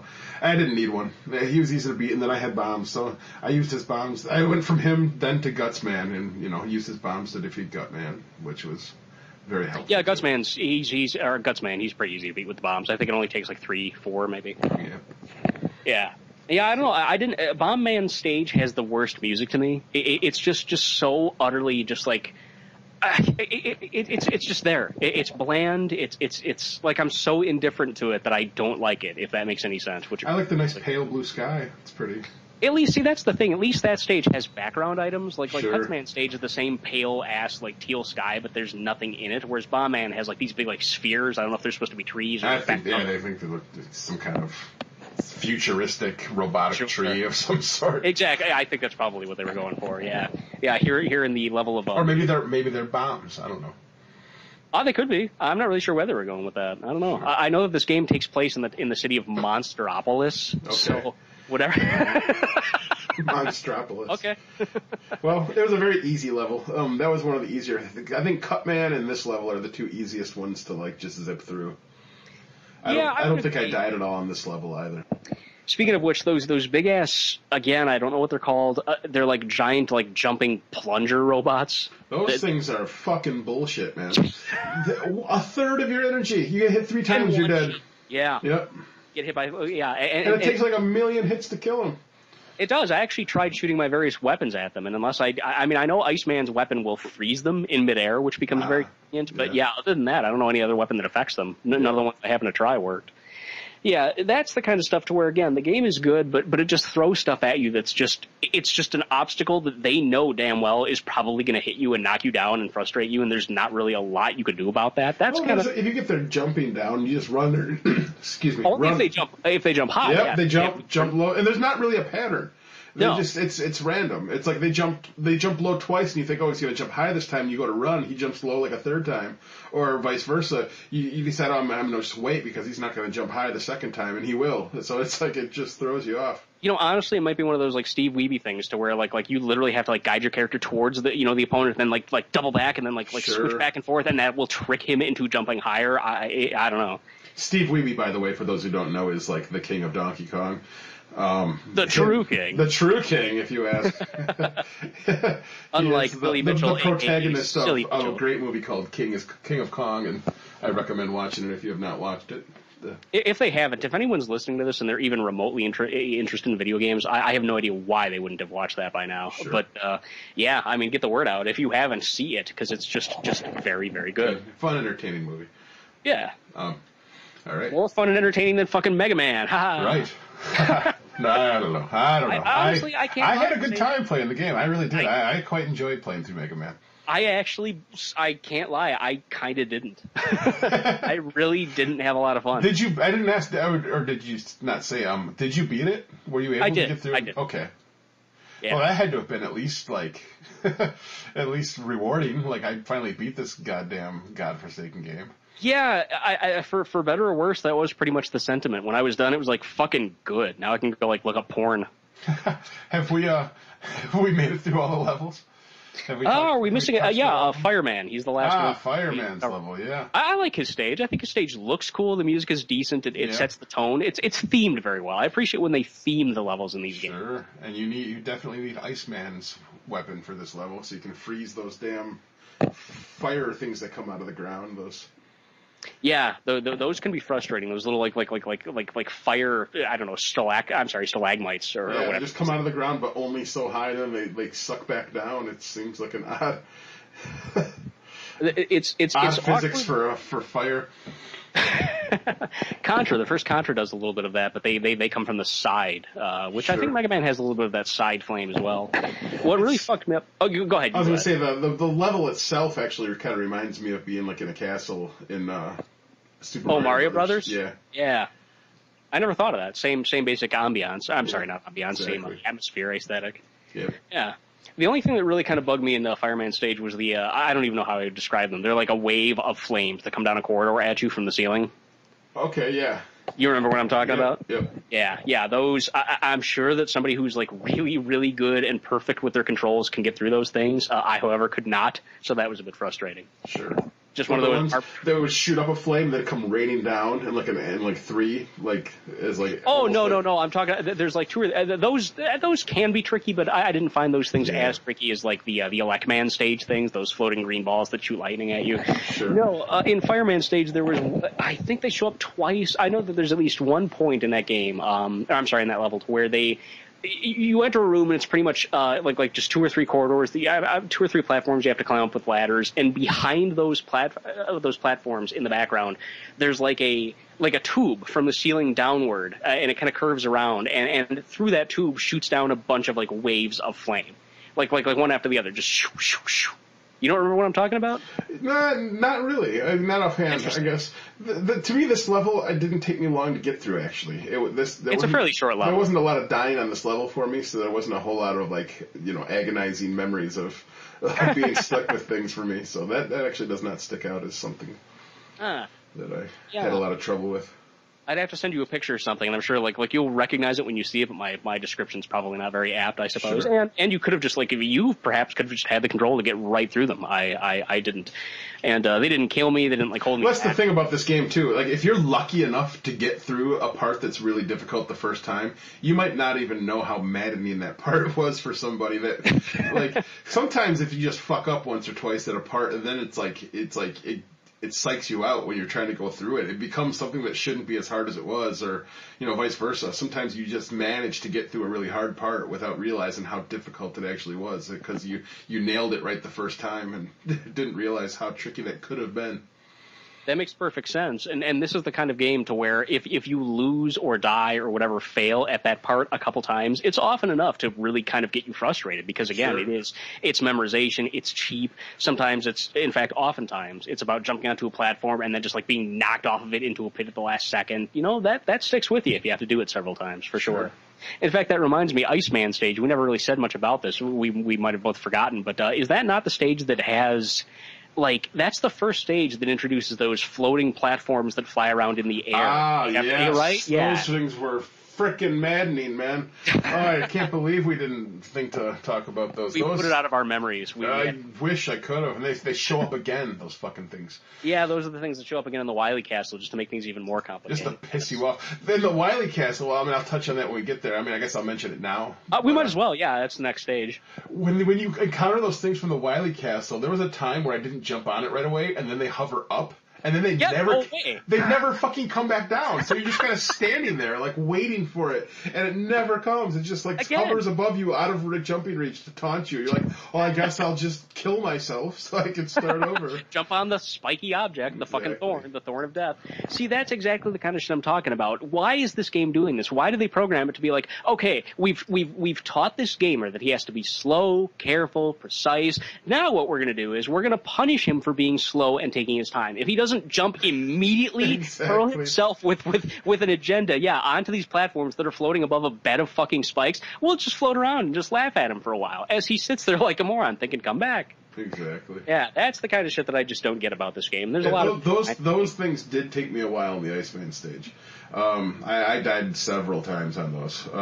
Same here. You'd finally land and get a pattern going, and then, like, just because they shoot. Not only are they hovering and moving, and it's an awkward jump, they shoot bullets out of each side, and they're all shooting bullets out of each side. So they're shooting at different levels in the sky at different times. So you really got to jump through some narrow holes sometimes and to even land. And then you get to the second half, and there's like 3 or more of them, and then there's like those bomb things coming at you. Like they kind of look like the bullet bills from Mario Brothers, but they go up and down. Kind of an arc. And those things too. You kill those things if you're too close to them. They explode, blow up, and knock you backwards, and take life off. I mean, jeez.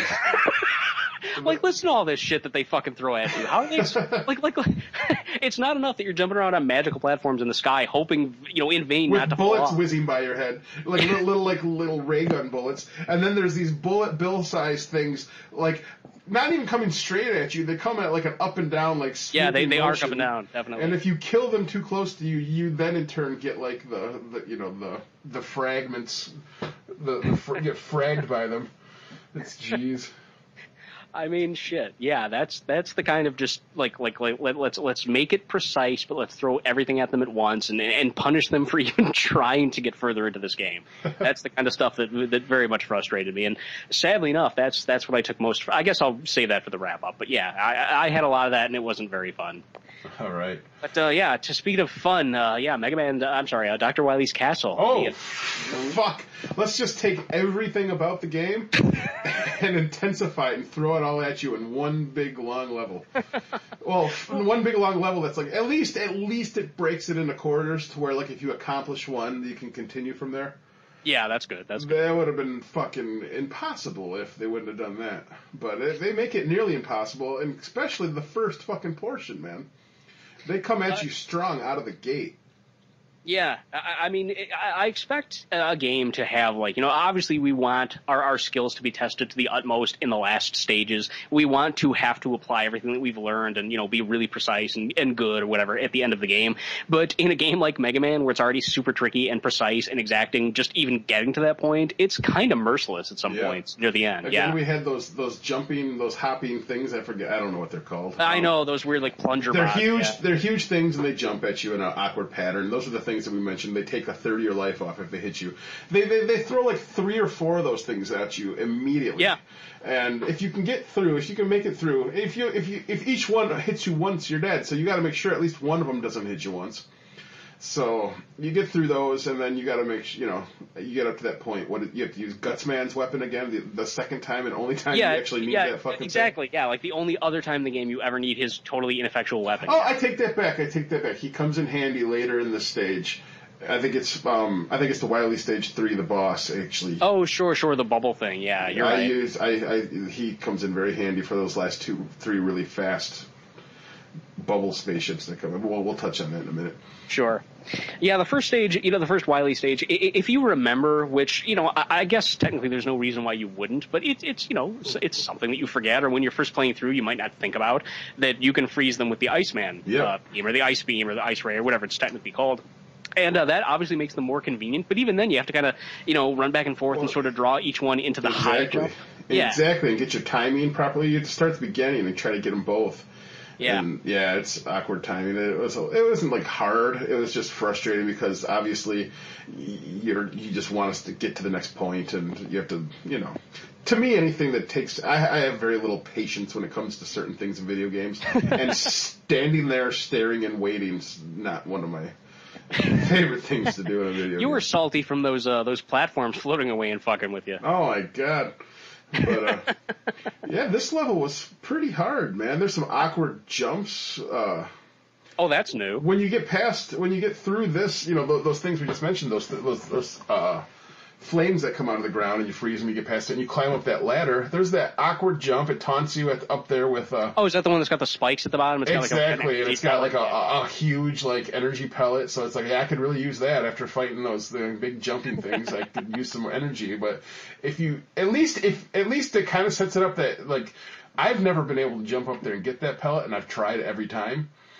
But at least since you're trying to get that, you have a tendency to land on the platform below you that you're trying to land on. So that kind of helps you out. I did fall trying to jump and cling to that ladder quite a few times. I don't know why. On the same screen? Yeah, it seemed like the first few times I did it, it wasn't an issue at all. And it just seemed like the more I went through the game, I kept having to start over. I would miss the jump for some reason. I wouldn't grab the ladder. I don't know if it was my controller or just getting tired of playing, but... Could be a little bit of both. I actually nailed it both times, but it was very close, and both times I kind of cringed because it felt like I would not grab it. Sure. So yeah, it's a very close call on that one. If I recall correctly, I could be thinking of a different stage, but there's one stage in the Wily Castle that really kind of exemplified to me what frustrates me about this game. I think it might be at the spot where you're climbing up a ladder, and as soon as you go into the next screen, you have these little, they're like little screws, they're like little jumping screws. They're not really little, but they're like, Mega Man-sized purple jumping screws that sort of just bounce at you. Yeah. And, at some point in the Wily Castle, again, it might be here, it might be later. When you climb up that very ladder, they just start jumping at you like crazy. Yeah. And there's one of them. I mean, unless somehow it's like just really bad luck, and you can actually change this by going up and down the ladder a few times. I actually went up the ladder, got hit by this thing, fell back down, had to climb back up, and again, I tried to kill it before it would get to me, and I couldn't. They just do not give you enough time. It just hits you when you're climbing the fucking ladder, and there's nowhere else for it to go. So you just have to, you take an arbitrary hit. That kind of stuff bugs me. I mean, there's just, here you go, take more damage that you can't fucking avoid. It is just, they just decided, well, they're getting hit when they come through this ladder, whether they like it or not. They have no choice. Fuck those players. Yeah. And then, all right, the rest of it's pretty easy to get to the boss. Until you get to those floating things again. You get down to, you go through that little chamber. You have to either use the Electro Ray, like you said you could do, or use Gutsman to, move those blocks out of the way. Climb down. The next level after that's fairly simple. You just gotta. There's those bullet bill things again that are flying at you. You shoot a couple of those as you jump across those. There's like a couple platforms, and then there's spikes in between them. But that's not really a hard jump to get through by any means. And then you get down that ladder, and then that's where those hovering things with the guns on the side of them are again. Okay, so, I wasn't sure if that was the first Wily stage or the second, so that was... It's the first one, yeah. Where you've got the spike bed that goes on for at least 2 screens, right? Yeah. Yeah, that was kind of a bitch. Yeah, so... But I don't know. Then, it's having dealt with those as many times as I did previously, they weren't that hard to deal with again. I mean, you kind of had to watch your head for the spikes above you, but aside from that... Oh, I forgot, yeah, there's ceiling spikes. Exactly. Aside from that, it was fairly simple. It's almost as if they're waiting for you to have the tension of screwing up, and if you keep your cool and you just kind of just carefully try and apply your knowledge of the previous example of going through that obstacle, you can usually get it through. And then you go up the ladder, and that's where I find out I need that stupid magnet arm. And I'm like, really? I can't go up here? I'm just trying everything, and I just go. Finally I went. You know what? I bet you it's on Electro's level. So I went back, got it, came back, went through everything we just mentioned. happened, and I was able to climb up the space and get to the final boss of the first section, which, in my opinion, is the hardest fucking thing in this goddamn game. I don't quite, for some reason, the first couple of stages of Wily's Castle blur to me. I don't know why. Is the first boss the Yellow Demon? Yeah, the Yellow Devil. It is. Yeah. Okay. I'm sorry, yeah, Yellow Devil, I believe it's called. Yeah, that thing is fucking bullshit, man. I remember having so less of a difficult time when I was a kid going through that. That thing like killed me 5 fucking times yesterday. I couldn't fucking do it. You can double that for me, man. That's why I had to go through this level so many times. The pattern of that thing is so fucking hard. And then even when you got it, there's still a couple things that hit you. So it's like, ugh. And then shooting that thing in its eye, like you have to hit that thing like 7, 8 times. And if you're quick, the quickest I've ever hit that thing is twice in one shot. Otherwise, then you got to jump that whole fucking pattern again, man. And, yeah. Oh, to God. me, the pattern itself, the pattern I don't find too difficult, well, although it is let's tricky. explain what the pattern is to those who might not have played it. It's this big, huge, one-eyed, yellow, blobby beast with 2 arms and 2 legs. And it dissipates. It dissipates into little pieces, and they fly across the screen. As a matter of fact, it enters the screen that way. So you gotta know immediately when you get out there. Like, the first time you're standing there, and it just kills you right away. So they're like, all right. So then you know you got to run to the right of the screen. But not all the way to the right of the screen, because that's where it reassembles. So you got to run to the middle of the screen, and then you got to dodge these various things that are coming at different, the same speed, but like different levels. And some are coming up and then down and then in the middle. And it's just very tricky to jump through all that. There's a pattern, and it does happen the same way every time. So you can figure out a system. But even when you figure out a system of jumping through it, there's a couple things that hit you. There's no way to get around that. It's so hard. You have to have like full life going in there, or you don't have a chance. At least for me.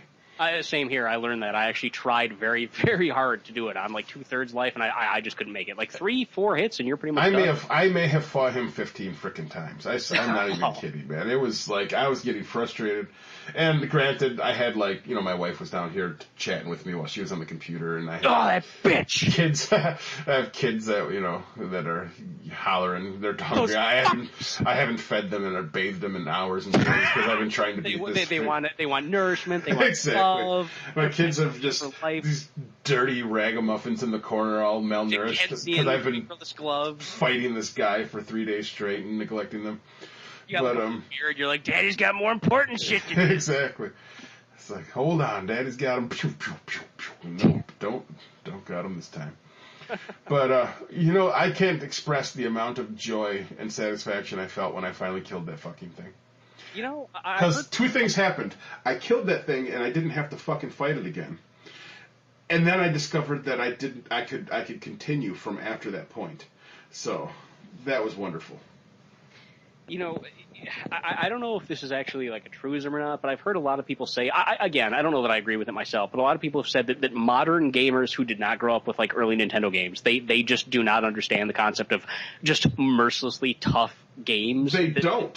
I play games don't think so? today. It's not, because I play the games that are today.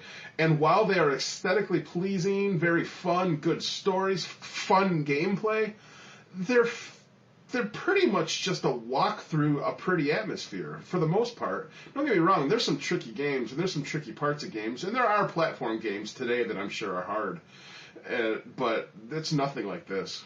Nothing I've encountered. Yeah, it's funny that we actually happened to choose Mega Man as our first game because we didn't really choose it. The Gametron 65 that chose it for us, exactly. Of course. But it just like we started with pretty much what's known as for better or worse one of the most difficult games on the Nintendo console, the NES console. I'm sorry. So I don't know. It's a good relief when you're finished with it, but to me, again, because I was kind of frustrated by this point in the gameplay, it was like, it wasn't so much relief. It was like, good, fucking let's go already. Let's finish this bullshit. I'm so done. Well, then the next level looks like a pile of cat puke. Just the color scheme. Is that the one that sends you down like down into like a pit? Yeah, and it's all like orange and then like green and then like neon green and black, and it's just like this mishmash. It looks like I don't know, your cat got into the chemicals under the sink and just like threw up all over the place, and that's the aftermath was the color scheme for this level. It's not very appealing. So this is the one where in addition to going like kind of down into the ground, you're swept up in like a tidal wave when you went through a long corridor. Or is that still No, that's this further one you ahead? start out with platforms to jump through, and then you start. I don't know why going I'm not around. remembering. And then you got to fight Cutman, and then you got to fight. Who else do you fight after Cutman? Oh, you fight like 2 of the robots, don't you? Yeah, you fight Cutman, and then you fight somebody else. I forget which one. Might have been like Gutsman or something, maybe. Maybe the 2 good ones. I don't know. Yeah. I don't remember what the boss of this level is. For some reason... Oh, the boss of this level is Mega Man's clone. Oh, God, that was a bitch. Because he does everything you do. And he takes... I mean, I don't know if you turn a weapon on, he turns that weapon on. He He switches, like, automatically. Like, there's no, like, catching him off guard with anything. Like, he's better than you. That's just the only way to put it. I finally beat him using Fireman's shit, because Fireman has that like little bit of fire that spins around you and kind of uses a little bit of a shield. Yeah. Exactly, which comes in very handy for actually quite a few of the stuff in Wily Stage. You know what? That's funny that you mentioned that specifically, because I started going through the entire list of my weapons. I kind of like randomly, it was like, oh, fuck it, let's try Cutman. Oh, that's not working. Fuck it, let's try the Elect Beam. And nothing was doing any significant damage. And so finally I thought, okay, I got to the last possible weapon I haven't yet tried against my clone, and it's the fire. You know, the fire. I don't remember what each weapon is called. Whatever, yeah. Fireman's a weapon. And I had like 3 or 4 shots on it because it was almost depleted. Yeah. And I'm sorry to cut you off. Just while I'm thinking of it. It was the Elect Man was the other boss on the... Oh, Elect Man was the earlier boss that you fought at exactly. stage? Ah, okay. Cutman, Elect Man. Okay, go ahead. I'm sorry. Oh, fair enough. Yeah, but when I'm fighting against the Mega Man clone, I tried every weapon, pretty much, found no success, and then just before I was about to die, and also just before my last weapon that I hadn't yet tried was almost depleted, the fire weapon, I tried it, and it just luck would have it. I have no idea how effective it is, because every time I happened to take a shot, he jumped over it. So I have no idea, at this point, whether Fireman's weapon does anything to the Mega Man clone. I completely have no idea. Yeah. But you said that it works, so there you go. Yep. Fireman's weapon worked for me. Okay. Then we moved on to another ugly stage, which is that like peachy salmon pink colored stage with it's like salmon gray and like copper colored. It was terrible. Strangely enough, none of those sound appealing to me in my mind. No, so let's put them all together and make a fucking shitty stage on. Which actually, this boss was fairly simple to beat. Was this the bubble boss? Or exactly. Whatever? Yeah. Straightforward. Tricky. It gets super fast. Yeah. Well, that's just it. As long as you can kill like the first 4 with your Mega Gun, you can switch to like Gutsman's arm and just throw those bricks at him. Right. They kill it in 1 throw if you hit it, and then those fast ones don't really do much. And they kind of choreograph it. I mean, I guess there's not really any kind of to it. I mean, they have the the blocks sitting right there, so it's like, exactly. Oh, okay, well, clearly I have to use it. Yeah, kind of a every Mega Man. I shouldn't say every. A lot of the Mega Man games have just like a weird sort of like random like machine boss, like not a robot, but just like a weird like mechanism that attacks you. And in this game, that was it. Yep, and odd. I don't really understand why. Note, though, if you are playing this and you throw like a block and then he kills you and you come in to like fight him with your second guy, that block's missing. It's not sucks. there anymore. It's like bullshit. What bullshit? Exactly. Yeah. Oh man. This game fucks you like left, right, up, down. Yeah. Oh, BA start. It does, but then that was fairly simple, and that brings you to the thank God. You start to praise Jesus that you're almost done, and you're at Wily's fortress number 4. Jesus or Allah or the floating spaghetti monster or whatever your chosen deity may or may not be. A floating spaghetti monster. He's delicious. Spaghetti's good. Part 4 of this. Here's the thing. Yeah. Here's what it gets to. You obviously have to fight a few more. You fight the rest of the bosses again, which after having all the weapons and knowing how to defeat them, isn't hard at all. It's really not that hard of a level to get through. I should interject, though. The fighting them a second time is not difficult in terms of anticipating what to do. Yet, at least in my case, I don't know if it's random, but none of them dropped health. So if you're taking hits, you're still just taking hits. I suppose. Yeah. Yeah. I guess I didn't have that big of an issue. I could see where that could be an issue. I got through Fireman. Fairly I could not avoid Fireman's like big fire waves or whatever. Sure. Yeah. But go on. But I don't know. We talked about how we defeat the bosses, so we don't really have to go into that. I guess you beat them the same way you beat them the first time with their their rival's weapon, or then you get to Wily. You get to go fight Wily. I actually found it to be one of the easiest bosses in the game. I was just going to say, as big of a fucking marathon as this fucking game is and everything we just mentioned, he was underwhelmingly easy. Like I was kind of irritated at how easy he was to beat. Honestly, all I did was turn on Fireman's thing again and just kind of jump at him while shooting. You kill him so fast, like almost immediately. You just the little like the flame that goes around you hits it a couple times as you jump towards him. The thing you're shooting at him hits him while you jump towards him. I literally killed him in 12 seconds. It was ridiculous. So the flame that surrounds you when you shoot Fireman's weapon actually does damage to the paint. Yeah, if you're jumping towards that little pink circle in the front of him, his gun or whatever. Sure. If you're jumping towards that with that on, with the fire suit on while shooting it with the fire, it hits it like two or three different ways. You're just I did not know that. Yeah, I killed. It was. I couldn't believe how quickly and easily it happened. I was almost insulted at how fucking easy he was to beat after everything I'd just been through. I obviously had the opposite reaction. I was like, good, thank you, finally. Fucking normal game difficulty for a minute here. It almost, sure. it seems easier because it's, came after so much bullshit. Yeah. I think I used, if I recall correctly, it was Cutman's weapon, at least on his second phase or whatever. I think I just whipped the cut blade through him several times. It cycles through, it hits him a couple times as it goes in and then back out.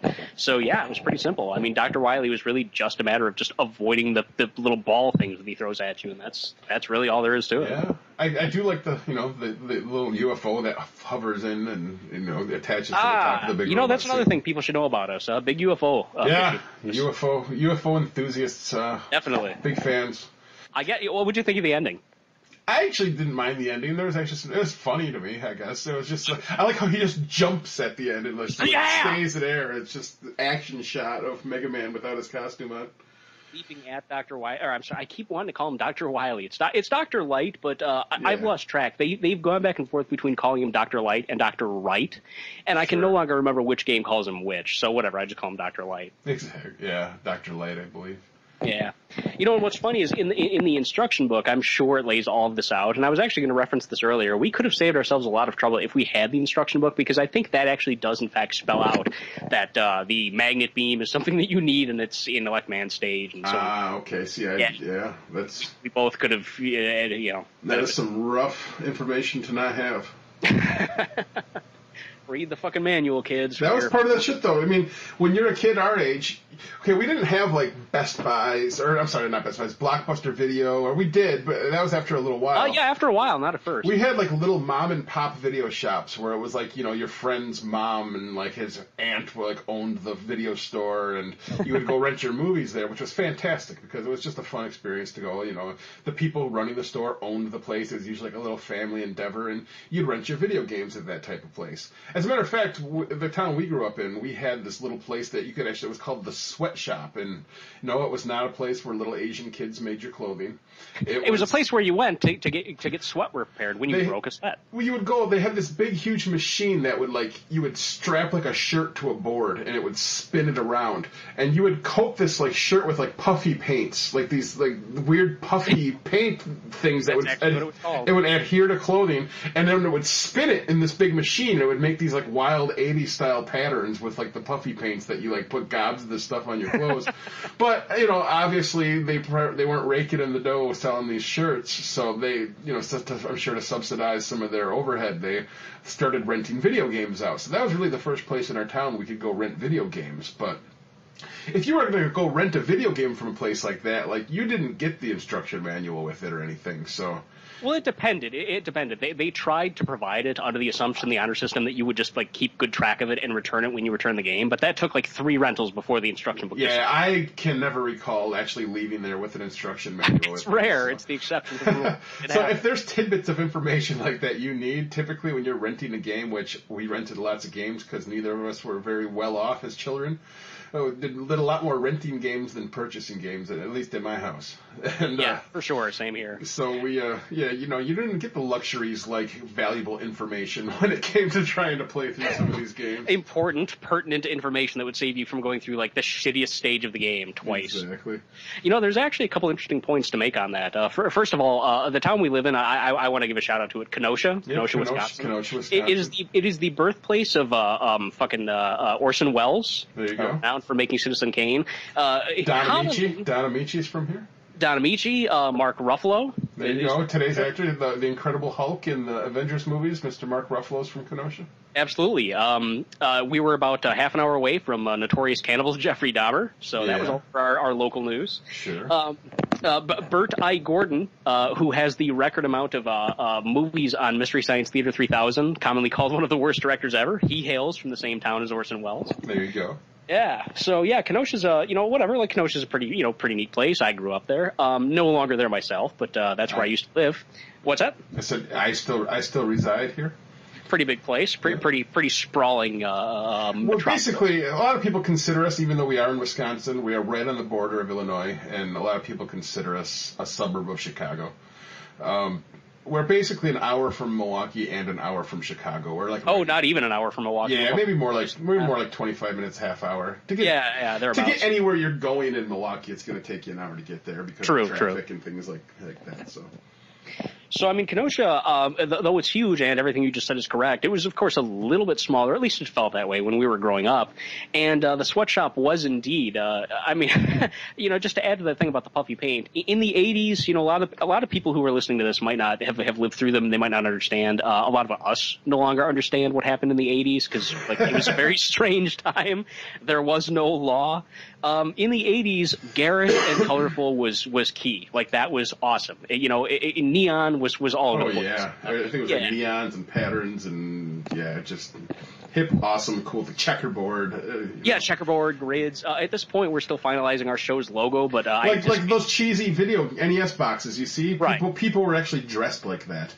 Like, not like Mega Man, like the box itself. It was just these terrible... Think of, like, the 90s, but brighter, and, like, I don't know, just less mopey. Sure. Rent Fast Times at Ridgemont High, and then you'll see what people looked like in the 80s. That's a very good example, actually. Yes. So people loved color and garishness, and the sweatshop. I guess they just assumed, and it was unique, so more power, to them. But these people at this place just decided we're going to make a business out of puffy paint shirts, where you just go and you'd pay your $15 or whatever. They'd let you pick out whatever color sweatshirt. You'd drop on your paint. And again, the whole idea of this was that they would spin the shirt in a centrifuge, a closed centrifuge machine that was like the size of like a big industrial oven. And you'd get a shirt that just had like a giant outwardly spun splatter of just a vomit of color all over the shirt. And I loved it at the time because, again, I was young and it was the 80s and that was just, like, cool, I guess. But, yeah, they decided that, this is probably not going to really take off. Well, that's just it. I mean, everybody was goo-goo over the fact that you could get these shirts until everybody had one, and then nobody cared anymore. Do you think that's what it is? Just people thought, Sure, it was a novelty. It was neat. It was a novelty. Everybody's kid wanted to go make one, and they even, you'd put gobs of paint on and make these hideous designs, but there was actually, like, people, if you took your time and you could, draw a picture and then they would cure it for you, then you could add puffy paints and then it would, sprawl it out. So you could actually get creative with it. We were just far too young to do so. Yeah, see, with me, I just figured, more is better. So I just like ketchup bottle oozed, just like half the damn bottle of every available color onto that fucking shirt and just spun it until it was. And when you did it like that much, like, the big chunks of, the puffy paint would peel off. They would break off. Yeah. Because there was too much thick paint in one spot sweatshirt. Yeah. They were neat, but again, once you had one or once you made one, it's like you had no desire to go back and do one again. I mean, then that sort of became the video game rental place. And then, it caught on the video. Oh, then it exploded. One of the video stores that already existed decided, hey, man, we could be renting out videos or video games too. And they would advertise it with signs that would say, we have Nintendo tapes. Right, yeah, exactly. We have 13 Nintendo tapes. Yeah, those were the days. Yeah. In fact, I have a whole... can I share a Mega Man memory that actually directly relates to the sweatshop? You go right ahead. All right. I don't know if you remember the first time you played the original Mega Man. I don't, but I remember the first time that I consciously wanted to play it. We hung out at the sweatshop, just fucking around. It was the wintertime. There were like big snow piles in Kenosha. It's the north, so you get a lot of snow in Wisconsin, which I'm sure Howard you can attest to. Yeah, got a little bit of snow recently. I just got enough snow. I got about 4 feet of snow I had to shovel the other night. It was not all over, but it snowed just 4 feet in front of my garage that I really had to shovel my family out of my house, and it took me about 4 hours just to get my driveway shoveled. So if you're not used to that kind of thing, good for you, because you didn't have to do that. So you can attest to the fact that in Kenosha, they tend to pile up the snow when they snowplow. They make very large, like 9-foot tall, snow mountains off the side. Yeah, and when we were kids, we'd all climb them and play King of the Mountain. Exactly. There you go. Exactly. That's what Ryan and I were doing this day. Yeah, we were down by the sweatshop, hanging out, waiting for some games to come in. That's the thing. When you rented games, back in the day, they often only had like 1 or 2 copies of even the best games. The mom and pop stores, at least, that didn't have tons of money, that weren't Blockbuster. So we'd be waiting for a game to come in, for somebody to return it, and we'd just be kind of hanging out at the store, just watching people go in and out of the store, periodically popping in to say, hey, has whatever XYZ game been returned yet? So we can rent it. We were waiting this day for Mega Man, and it was just like a really fun day of us just like fucking around on this big snow like mountain. We could climb on top of it and make little like snow chairs, and we watched the traffic, and we sat up there in our little snow fort, and we watched people go into the store and drop off their games, and it was just a really memorable day of playing in the snow and waiting for Mega Man to be returned from the previous rental. And long story short, it never did. Like we never got it that day, but that was like the last time. There's nothing worse than that fucker who's supposed to return the shit, and he doesn't fucking return it when he's supposed to return it. Yeah, we were told fucking asshole to keep it an extra day. Yeah, he just decided to keep it an extra day. Yeah. Yeah, that was back when they didn't have like late fees. They just let you just pay the price of renting it again when you brought it back late. Sure. That's all it was. Yeah, so that's kind of like my little Mega Man story. In hindsight, it's probably because it was taking him a lot longer than he anticipated to beat this goddamn game. That extra day was just trying to get on fucking platforms to go over the spikes and the winding gap. King of the Hill, though, on snow piles. For anybody who doesn't know what King of the Hill is, it's when you get a bunch of your friends and you find a huge snow pile, and then you get to the top of the hill. That makes you King of the Hill. And then you do your best to kick the rest of your friends down the fucking hill, throwing them to their bouncing down the hill. You're basically trying to, like, rip each other down the hill while you stay on top. You don't stay on top very long because there's 4 or 5 of your friends trying to tackle you off of it. And that was all a bunch of good fun. So. Actually, in the PlayStation/Xbox game, The Warriors, which you and I are both fans of, right? There's an unlockable like little mini game of King of the Hill in that, and it's literally just that. Like you're on the top of like a junk pile or whatever, and like opposing gangs come up to try and get you, nice. and you just yank them by the hair and just throw them like 30 fucking feet off of the platform. Awesome. It's good times, indeed. Yeah. See, again, there was no law in the 80s. Back then, we could do this, King of the Hill stuff on top of these, giant snow mounds and kill each other and beat each other up and throw each other down. And there were, the monkey bars were metal. There wasn't like rubbery, exactly. like stuff at the bottom. Yeah, good times.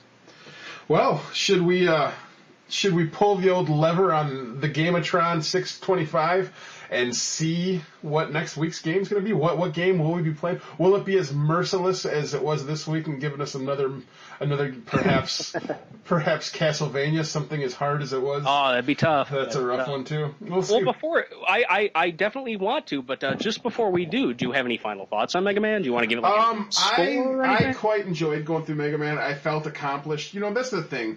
Games these days, they're fun to play through. There's lots of fun cutscenes. It almost feels like instead of beating a game, you're invited to walk through a game with the people who created it. And it's taking nothing away from it. Like, so a lot of these games are breathtaking. They have fun stories. They have excellent voice actors. They go through a lot of trouble to make these pretty games. But I seldom feel very accomplished. I often feel like somebody held my hand and walked me through these games. I fucking felt thoroughly proud of myself when I beat Mega Man, man. It's a challenge. It was like, thank God, that was hard. We're going to do our best. When we play these games, we're going to do our best to try to play through them all and beat them. Yeah, indeed. Yeah, the goal is to actually get through these games. If we there might be times I can't beat the game or don't beat the game or just ran out of time to try to beat the game. But for the most part, that's my goal every week or every other week, depending on how often we are able. As time lets us release these podcasts, it is definitely going to be a goal of mine to beat each game we try. So. I mean, I figure that if I could do it for Mega Man, presumably I could do it for most other games. Right. I can try to. I mean, if I'm to give any final thoughts on Mega Man myself, I respect it for being the originator. It's obviously the first of a great series. I very much love a couple of the Mega Man games, which we will get to in the future. I'm not going to say yet which ones. But the original, I mean, again, it started the premise. It started something huge that's still going today. But to me, at least, going back to the first game just was not that fun. It's just, to me, too much of an exacting, precise, memory-specific challenge. I didn't really enjoy it. But I respect it for what it is. Yeah, they had to iron some wrinkles out of it, much like we're going to have to do with this podcast. I'm sure, podcast number 9 will be a lot more tight. No, maybe not. Maybe it'll be more refined. We'll speak with more educated ears. Right. So somebody will write in and say, Mike swears too much. I'll be like, oh, man, I won't be able to fix that. Yeah, sorry, Tell man. that kid to stop being a fucking pussy. That's how our podcast is going to change. We're going to get more aggressive and mean. Exactly. Fuck you, people.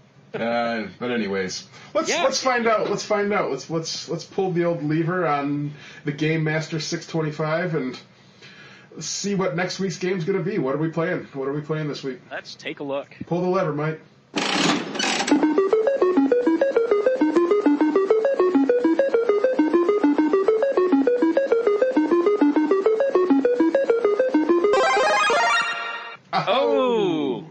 All right. We get Kirby's Adventure, which I have never played. Have you? I don't think I have played Kirby's Adventure.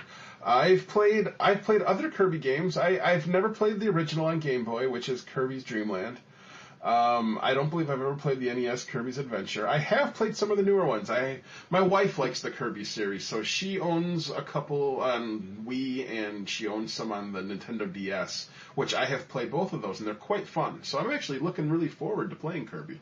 Yeah, I've heard a lot of good things about it, and I remember hearing about it way back when it was first new, but for whatever reason, I just never happened to pick it up. I think that's when I was still renting games, and just like that one wasn't, like, it was never in, so I just never played it. Just never happened to have ever tried it. It's very fun. I'm not sure if they started this way. I know, there's this little, like, ghostly looking blob, and you can fly. You suck in air. Marshmallow. And you hover around, and you actually suck in enemies, and you can choose to like absorb their powers actually. And it's like something shooting fireballs at you, and you suck him in. You can like keep him in you, and then all of a sudden you can shoot fireballs and things like that. So. Oh, okay. So is that like the gimmick behind the entire game? I think so. I don't think it started that way actually. I think Kirby's Adventure is the first game that lets you do that. So I think actually Kirby's Dream Land, the original one, I don't think he had that power-absorbing ability. But wait, is Kirby's Dream Land the original or Adventure? Because I myself Kirby's don't. Dream Land is the original, and that is on Game Boy. Oh, so the first Kirby game was on the Game Boy? Right. Really? You're sure? I'm 95% sure. I'll just go with it because I mean, again, I've never touched a Kirby game. If we're wrong, I'm sure we'll hear about it. We'll get bombed. Somebody will make an attempt on our line. We're going to be playing Curso next week, or maybe 2 weeks. Guys, we both have a lot going on in our lives, and we're going to try to put out podcasts as frequent as possible. Our goal at this point is bi-weekly, so hopefully we can get 2 of these out to you a month. If we can do them sooner than that, we will. We're going to try to never have them longer than that, and obviously that's a try. Sometimes things happen in life that postpones things you want to do in order to do things you have to do, so... Sure. I mean, that's the thing. We're going to do this as much as we can, as consistently as we can. But this is, we're putting, like we're not being paid for this. This is just our free time. This is just an act of love. So, I mean, sometimes we're going to be able to do more, and sometimes stuff's just going to hold us up, and we'll have to, put our priorities elsewhere. Well, but we'll do what we can. Yep. And wrapping up, do you have anything to say? I'd like to say that, guys, this is thank you for joining us. If you had fun, tell a friend, tell 2 friends. Go onto iTunes and leave a comment for us. That's your best way you can show us appreciation, is to, help boost our rating on there and get people to notice that we exist. Or you can reach us on email at thecontracodepodcast@gmail.com. Yeah, by all means, give us feedback. I mean, good or bad. I mean, we're having fun with this, but I mean, if there's something about the podcast that you just absolutely couldn't stand, by all means, let us know. If there's something that you loved, share that too. You can like us on Facebook. Our very active Facebook page is the Contra Code. Also, I believe we have are you in the midst of putting up a message board? I'm setting up a forum. Yeah, okay. Actually, I'm kind of trying to put the final touches on the forum. At this point in time, we're kind of waiting to finalize our logo, which I'm sure will probably be finalized by the time you guys hear this. But at this point in time, yeah, I'm kind of waiting to put some of the pieces together, and that's sure. So we're going to be inviting you guys to join us in the forums, join the conversation, tell us what kind of stuff you want to hear about, tell us what your own gaming experiences. Heck, you know, yeah, share some you're gonna know what game the Gameatron 635 every week is going to be pulling a game out of the thin air for us, and you know, feel free to play along. Tell us how your gameplay went, your experiences, your frustrations, how you had fun. And the whole forum's just going to have a lot of different places, you know, modern gaming, you know, retro gaming, various topics to talk on. So yeah, well, we ourselves, actually, you bring up something that I want to make sure that we mention. As far as the ground that we're going to cover, as far as the retro period, we're looking to, you know, cover games from like the 80s up to, what did we figure, about 2004? Yeah, maybe, you know, PS2. Yeah, PS1, PS2, that's about where we'll probably break off, just because, I mean, that's, you know, it's a good 10 years, you know, that's, anything newer than that is kind of, to me at least, modern games. It's not the same thing. Yeah, so we're trying to keep it old school. Obviously, you know, new games are fresh in everybody's mind. Old games is what we're reminiscing on, and that's... Well, that's what this is all about. Nostalgia, reminiscence, having fun looking back to the old days. You know, taking a walk through the park, lifting up a rock, seeing what's underneath, and this week it was Mega Man. So, thank you for joining us, guys, and we'll catch you next time with Kirby's Adventure. See you guys later.